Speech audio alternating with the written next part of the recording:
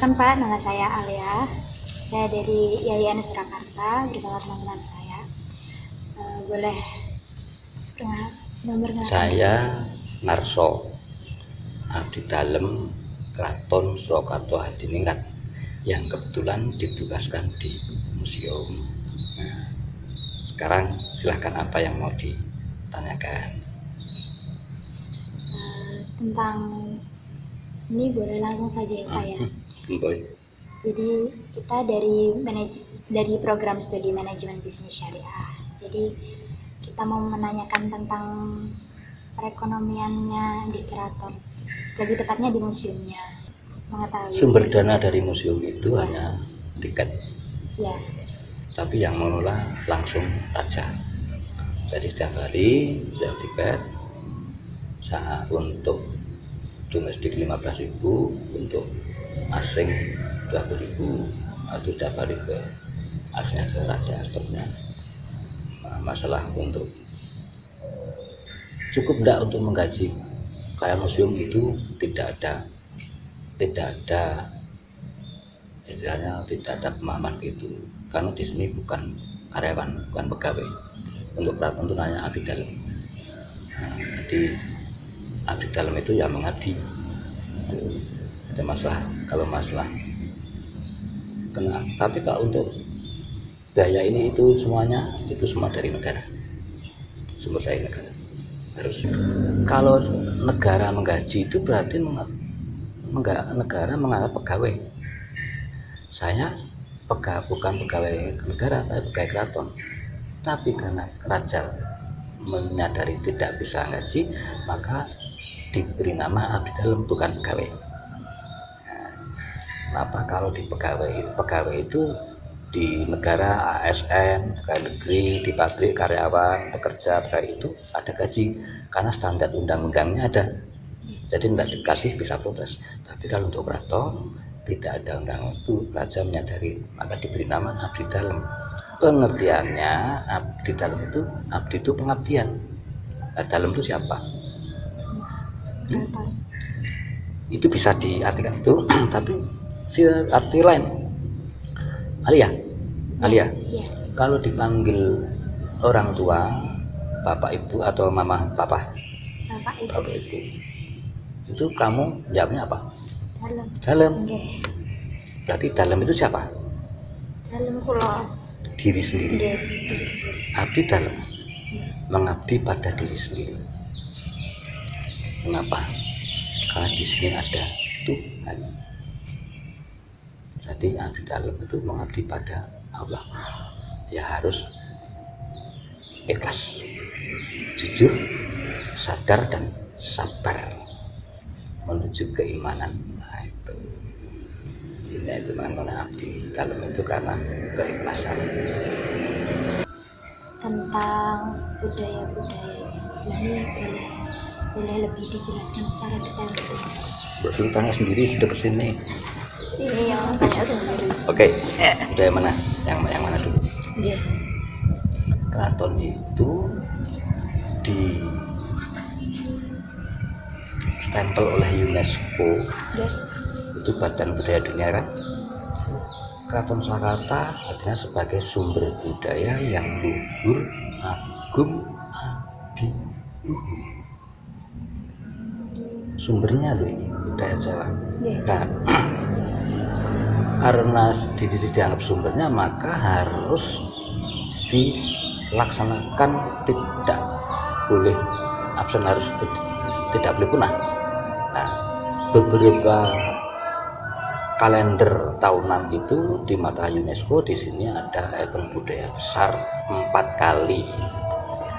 Di samping event kecil-kecil banyak, tapi yang budaya besar itu 4 kali setiap tahun harus dilaksanakan biar tidak punah.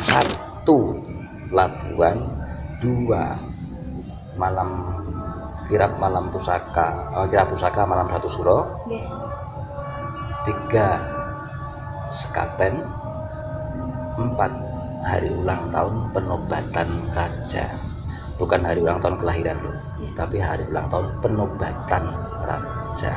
Ini setiap tahun harus terlaksana. Cuman bagaimanapun ini sudah masuk ranah negara, yang berkuasa presiden. Nah, ikuti zaman saja, karena sekarang zaman pandemi, perintah presiden tidak boleh dilakukan secara masif atau secara seperti biasanya, nanti tidak menimbulkan itu COVID. Nah, makanya 2 tahun ini tetap dilaksanakan tapi intern. Tapi terus dilaksanakan, nggak boleh absen. Jadi 4 agenda tahunan setiap tahun harus besar. Budaya itu. Ini udah boleh tahu nggak Pak, kalau yang tempat dari yang patung itu tadi itu patung putih apa? Itu tengah itu Itu nopo. Itu dari Yunani. Dari Yunani. Karena saya nggak bisa bahasa Yunani, tapi di Indonesia kan itu Dewi Saraswati. Oh, Dewi Saraswati. Nah, di Indonesia itu kalau bagi untuk mahasiswa itu lambang apa Dewi Saraswati? Ayo, di sebelah sini, belakangmu ini dulu sekolah saya ini milik keraton, namanya Semea Saraswati, milik keraton, tapi sekarang pindah dari Sukarjo karena mau dipakai pelebaran muslim dulu. Sekarang belum terrealisasi, tapi bentar. Dari Saraswati itu darinya ilmu pengetahuan. Oh, gimana sih? Kalau perempuan, tapi kalau laki-laki, karena kalau Yunani itu kan terkenal sumbernya Dewa Dewi ya. Nah, tapi kalau Yunani menganggap maskotnya ilmu itu bahasa Indonesia Dewi Saraswati. Tapi kalau untuk India, maskotnya itu lambangnya ilmu pengetahuan, lambang kecerdasan siapa? Ganesha. Itu bukan gajah, bukan gajah mada. Ganesha. ITB sampai sekarang masih. Nah, dulu 5. UI, Undip, UNER, UGM, ITB. Itu zaman Pak Karno. Tapi setelah Pak Soeharto itu diturunkan satu persatu. Karena kalau tekanan dari mayoritas dianggap tidak sepaham. Nah, negara kan banyak politik. Kita hormati. Makanya diturunkan semua. Tapi kekeh sampai detik ini ITB Ganesha. Semua ada makna, ada tujuan kenapa kalau mulai itu ada. Gitu. Ganesha.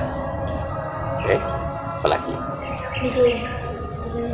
Yang sumurnya ini itu hanya untuk orang keraton? Enggak. Nah, kamu mau minum boleh kok. Itu diminum? Nggih. Mohon dijelaskan Pak. Di sini 7 sumur dibangun, 7 pintu gerbang. Diyakini 7 langit. Tapi keyakinan ya. Salah satunya itu sumur. Tapi namanya Sumur Legi, Sumur Magangan, Sumur Jorotundo, Sumur Keputren, Sumur Kridawaya, Sumur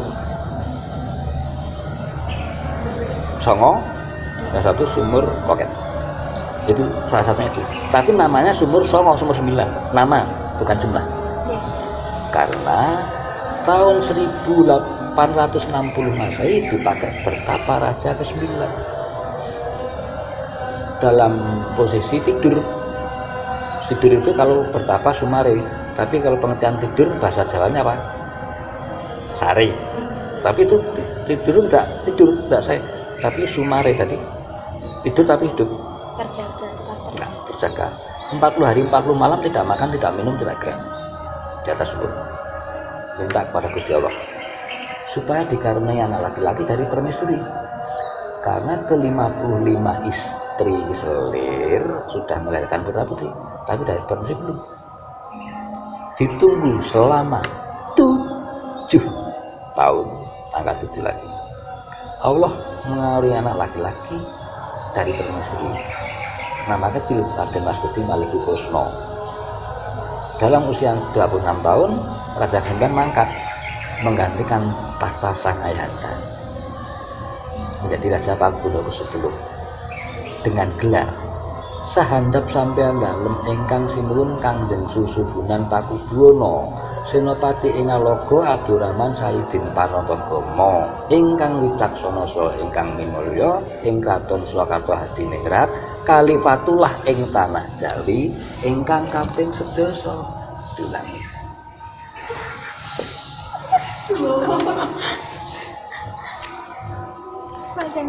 Beliau dalam bertakhta 40 itu selama 46 tahun punya istri 42 dari seluruh dunia ada, putra putrinya 65, tapi versi Kraton ya 65 putra putri itu salah satunya Presiden Soekarno. Jadi yang pertama di sini kakeknya Pak Karno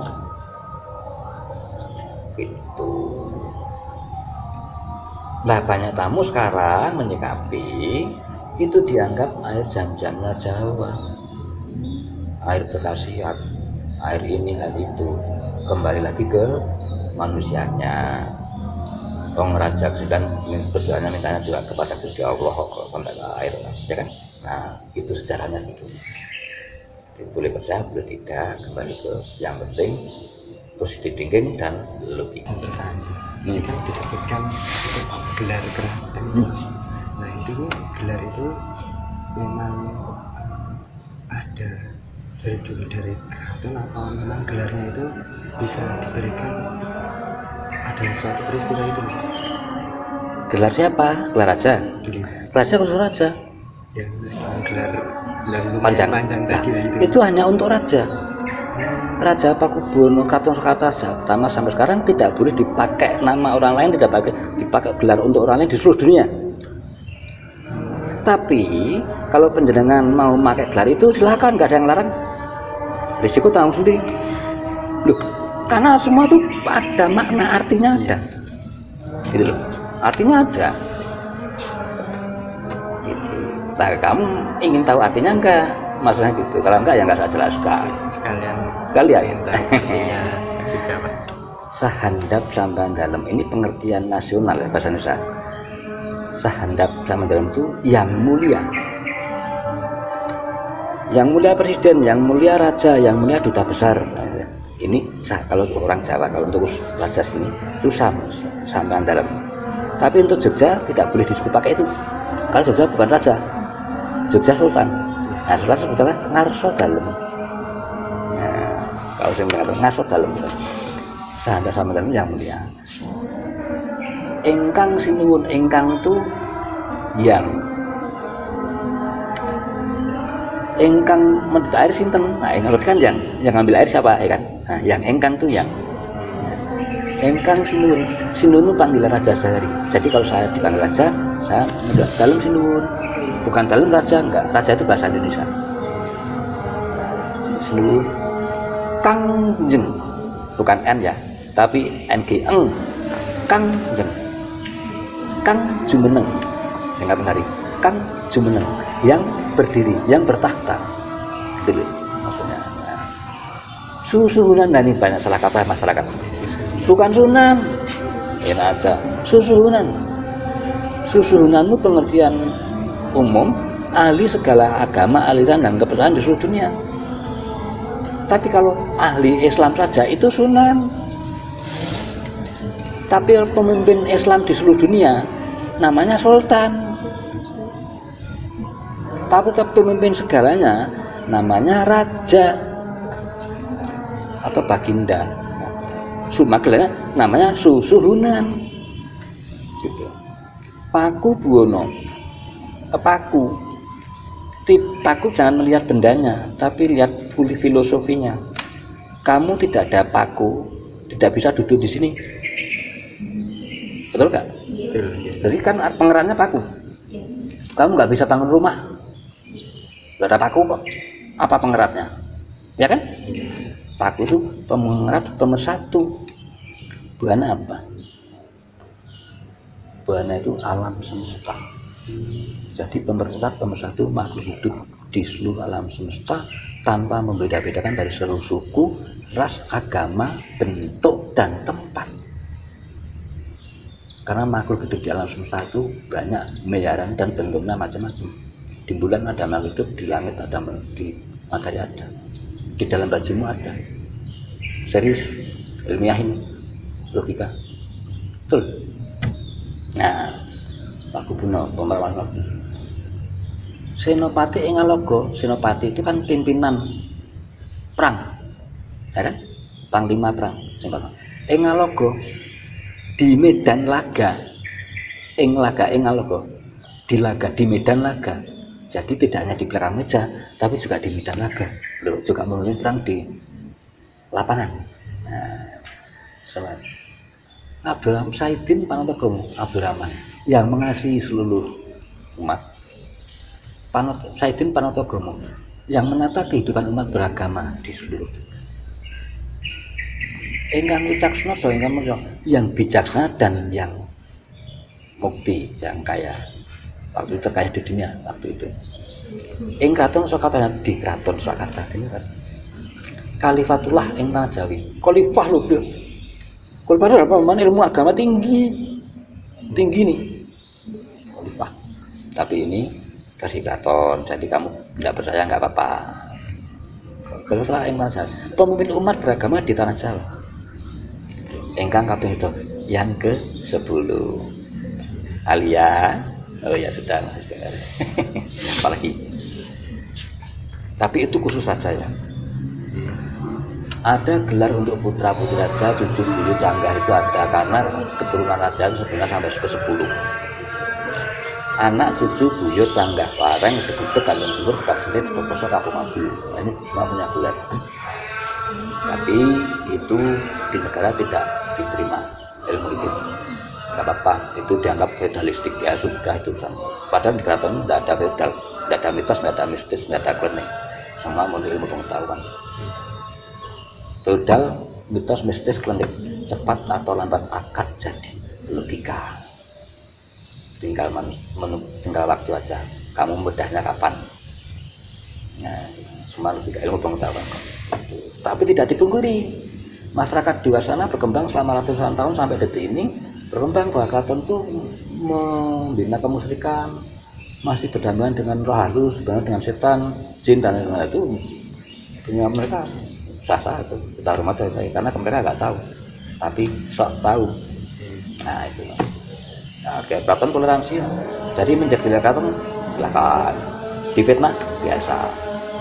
Karena apa? Kita punya iman, Allah Maha Tahu. Jadi kita nggak boleh marah. Semua ada yang ngatur. Itu bukti apa? Kalau keraton itu tidak pernah tendensi dengan agama, tidak boleh membahas agama. Ilmu pengetahuan. Karena agama sifatnya keyakinan. Kun fayakun, tunjukkan imanmu pada Allah. Jangan tunjukkan pada saya. Itu kesombongan. Agama itu pribadi.